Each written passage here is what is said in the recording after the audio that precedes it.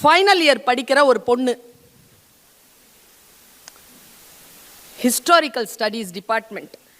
எனக்கு இன்னி கொஞ்சம் ஞாபகம் இருக்கு, இன்னிலேருந்து ஒரு 10 வருஷம் இருக்கும் இதை நடந்து. வேகமாக என்கிட்ட வந்தா, மேம் 2 வருஷம் உங்ககிட்ட நான் தமிழ் படித்தேன், என்னமோ என் மனசில் தோணுது உங்ககிட்ட மட்டும் சொல்லணும்னு சொல்லிட்டு போகிறேன்னா. என்ன சொன்னா தெரியுமா? உங்கள் குழந்தைகளும் டைரக்டாக சொல்லாமல் எப்படியோ இந்த விஷயத்த சொல்லிட்டு தான் இருக்கு, நமக்கு தான் புரியல. எனக்கு அந்த குழந்தை டைரக்டாக சொன்னதுனால புரிஞ்சிருச்சு. என்ன தெரியுமா சொல்லுச்சு? அவளுக்கு என்ன ஒரு 18-19 வயசு இருக்கும். அவள் சொன்னது, நான் கெட்டவளாயிரலான்னு நினைக்கிறேன் மிஸ். சீரியஸாக சொல்கிறான். ஏன்பான்னு கேட்டேன்.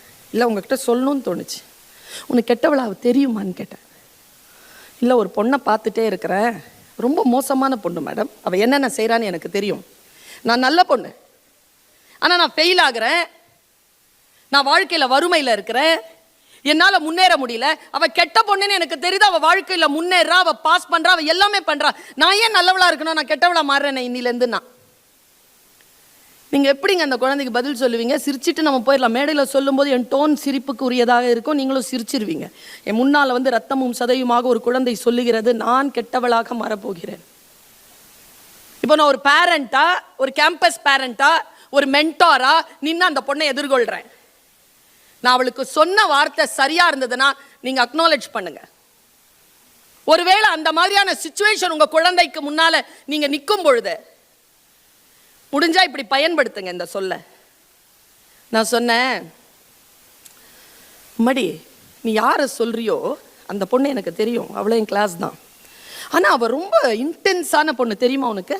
ரொம்ப இன்டென்ஸானவ, அவ ரொம்ப தீவிரம். அவளுக்கிட்ட அவ கெட்டதுல அவ்வளோ தீவிரத்தை காட்டுறா, ஜெயிச்சுட்டே போறா. நீ நல்ல பொண்ணு, ஆனால் உன்கிட்ட இன்டென்ஸ் இல்லை. இன்னிலேருந்து ஒரு வேலை செய், இந்த இன்டென்சிட்டி இருக்குல்ல, இந்த நல்லதா இருக்கிறல, அதை கொஞ்சம் தீவிரப்படுத்து. தீவிரப்படுத்தி நீ நல்லவளா இரு. ஒரு விஷயத்த சொல்றேன், பூவோடு சேர்ந்த நார் மணக்குமே தவிர நாரோடு சேர்ந்த பூ ஒரு காலமும் நாராது. தீமையை வெல்ல வேண்டும் என்றால் நன்மையை தீவிரப்படுத்த வேண்டுமே தவிர தீமையாக மாறுவது அல்ல தீர்வு என்று அந்த குழந்தைக்கு நான் சொல்லி தந்தேன்.